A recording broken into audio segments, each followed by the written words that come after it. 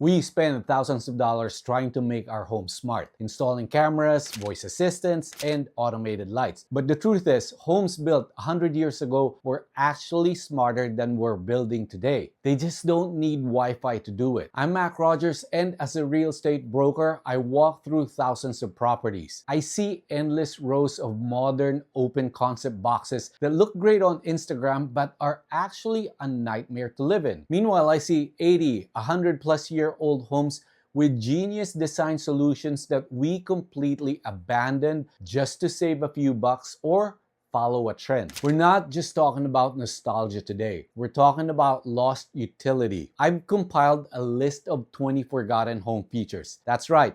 Not 10, not 15, but 20, from the brilliant to the bizarre. We're going to look at why we deleted them, why that was probably a mistake, and which ones you need to bring back to add real value and functionality to your home. Let's dive in. Let's start with a feature that solves the biggest complaint I hear about modern homes. Noise. Everyone loves an open floor plan until they have to take a Zoom call while the kids are watching Bluey in the living room. These were standard in Victorian homes to close off parlors. They disappeared in the 80s because the hardware was cheap, the doors would fall off the tracks, and you had to rip the drywall out to fix them. The verdict? I say bring them back. With modern soft close hardware nowadays, those things are virtually indestructible. It's the work from home MVP. Next up is the California cooler. Before we had massive sub-zero fridges, homes had cabinetry with wire shelves and vents leading directly to the outside. It used fresh air to keep root vegetables, wines, and cheese cool. We stopped building those because electricity got cheap and we got lazy. We just throw everything in the fridge now. My verdict, we need a modern version of this. I call it the Costco closet. A heavily ventilated pantry space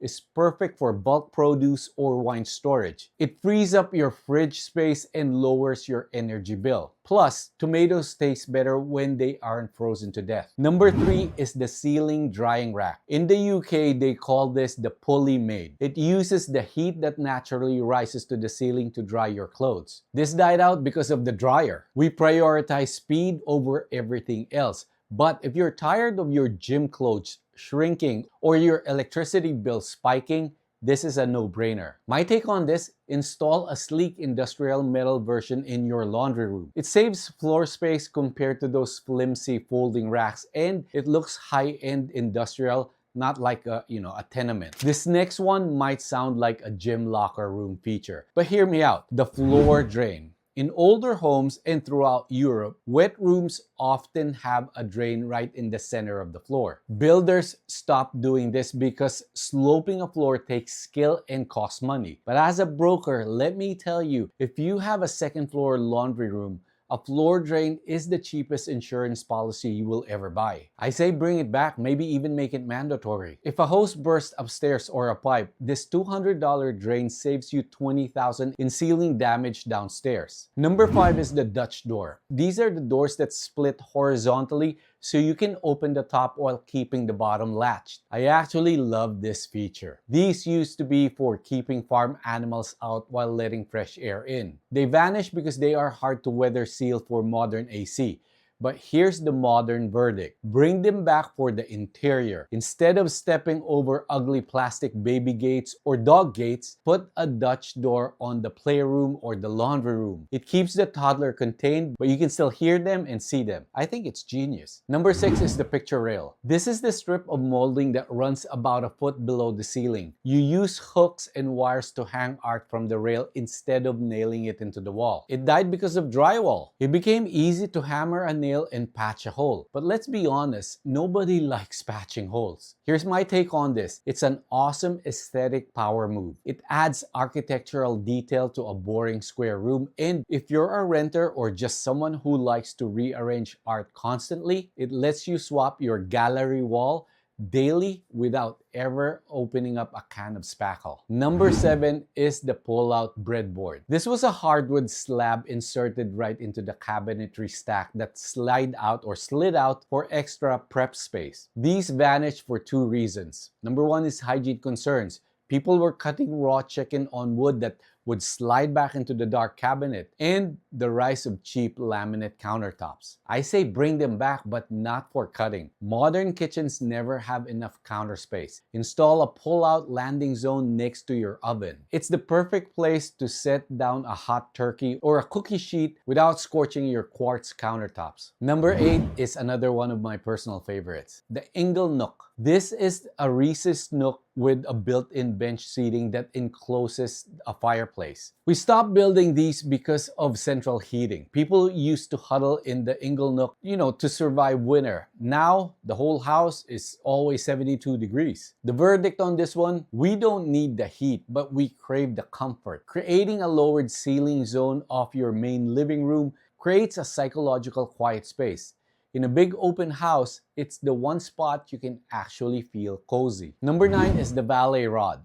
I kind of like this as well. In the old days, a gentleman would have a physical stand to lay out his suit for the next day. These disappeared as closets got massive. We stopped planning outfits and just started grabbing them off the rack. I think this is still genius and we need to bring it back. It's simple. Install a retractable rod in your laundry room or closet. It takes up zero space, but it is the perfect staging area for, steaming a dress or for hanging your shirt 10 minutes before a Zoom call. And number 10 on our list of lost features, if you ever watched the show Everybody Loves Raymond, you know exactly what I'm talking about next. It's the kitchen pass-through. That little window in a wall that let you slide hot plates to the dining room. This one died a hard death because of the open concept trend. You don't need a pass-through window when you knock down the entire wall. My take on this, don't do it inside. Do it outside. Put an accordion pass-through window on your exterior wall. It turns your kitchen counter into an instant outdoor bar for entertaining on the patio. It saves you the $10,000 cost of building a separate outdoor kitchen. Okay, so those were the first 10 features you rarely see anymore that solve modern problems. But now we need to talk about the classics. These are the 10 features that everyone gets nostalgic about, but as a real estate broker, I have to tell you, some of them disappeared for a very good reason. Hey, but real quick, if you care about building real equity in your home, do me a favor and hit that subscribe button. As a broker, I see homeowners light up money on fire every day with upgrades that look nice but add zero long-term value. My goal is to help you make smart decisions that protect your biggest asset. All right, let's get to the classics. Number 11, Transom Windows. These are those rectangular windows above the door frame. Back in the day, they tilted open to let hot air escape. They disappeared because of low ceilings in the 70s and, of course, central AC. We didn't need to move air between rooms anymore. My take on this one, bring them back, but for light, not air. A fixed glass transom makes a standard doorway look custom and expensive, and it floods dark hallways with natural light. I think it's a no-brainer upgrade, especially for our front door. Number 12, the laundry chute. This is every kid's favorite feature. A trap door that drops dirty clothes straight to the basement or to the laundry room. I gotta tell you a quick juvenile story about the laundry chutes.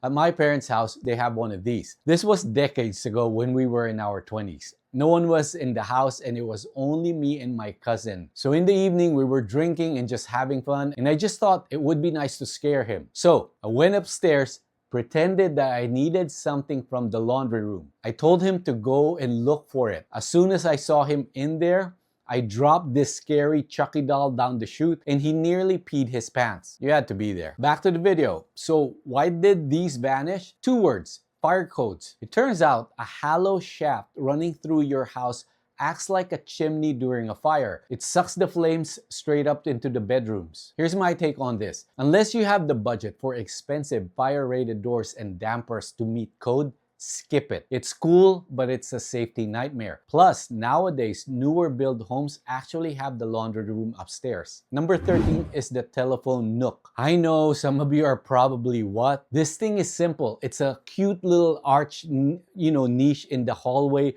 where the family landline used to sit. Obviously, cordless phones and cell phones killed this one. We aren't tethered to the wall anymore, but I say bring it back as a tech drop zone. We all have iPads, iPhones, and watches cluttering up the kitchen counter. A dedicated niche with built-in USB outlets keep the cords hidden and the kitchen clean. Number 14, milk doors. These were small insulated cabinets built into the side of the house for the milkman. They died when the milkman business model died and supermarkets took over. This I also like to see come back, but not for the milk. This is the ultimate solution for porch pirates. I've seen modern versions of these that work as secure delivery lockers for Amazon packages. You access it from the inside, the driver drops it from the outside. It's genius. Number 15, the broom closet. This is a shallow, dedicated cabinet just for cleaning supplies. These went away because vacuums got massive and then they got tiny and cordless. We lost the middle ground storage. Let me show you why I think this needs to come back. I personally need this. Look, I walk through million-dollar homes where the mop is like leaning against the fridge because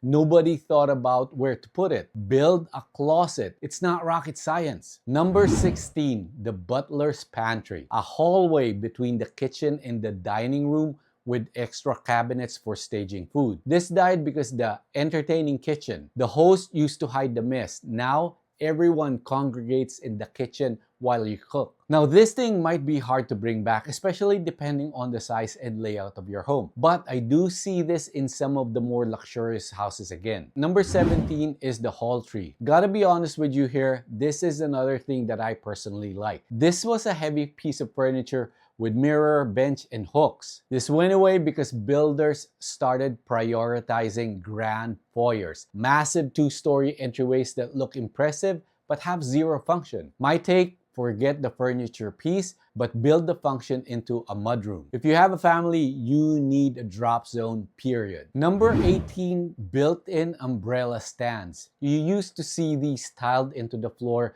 by the front door to catch the drips. These disappeared because of the attached garage. Think about it. When was the last time you walked into the front door with a wet umbrella? Most of us drive into the garage. My verdict on this one, skip it. Unless you live in a walkable city or a townhouse, you just won't use it enough to justify the cost. Also, for me personally, I'm not a big umbrella guy. I just wear my raincoat when it's raining. Maybe it's just me. Number 19, the built-in entryway bench. This is similar to the hall tree and it went away as homes got smaller foyers to maximize living room space. Just like the hall tree, I say bring it back. Watching guests hop around on one leg trying to take their shoes off is painful. A simple built-in bench with drawers underneath for shoe storage is a great upgrade. And finally, number 20, the folding ironing board. This was a cabinet in the wall that folds down into a board. This went away maybe because of, the wrinkle-free fabrics and the casual dress codes. Ironing is a sometimes chore now, not a daily one. I mean, I tell you, my kids go out and I always ask them, don't you need to iron what you're wearing? And they're like, it's okay. For me, I can't go into the gym with my t-shirt all wrinkled. I think this is great if you're tight on space. But honestly, most of my clients prefer steamer these days. Besides that, wall space might have better use for, more shelving. So there you have it, 20 features we lost, some we should definitely resurrect, and some that can stay in the history books. Which one of these would you actually use in your home? Let me know in the comments below. Now we just covered what we should bring back from the past. But what about right now? You need to watch this video next. I break down 10 home upgrades that actually make sense so you can build equity instead of just burning cash. Click right here and I'll see you over there.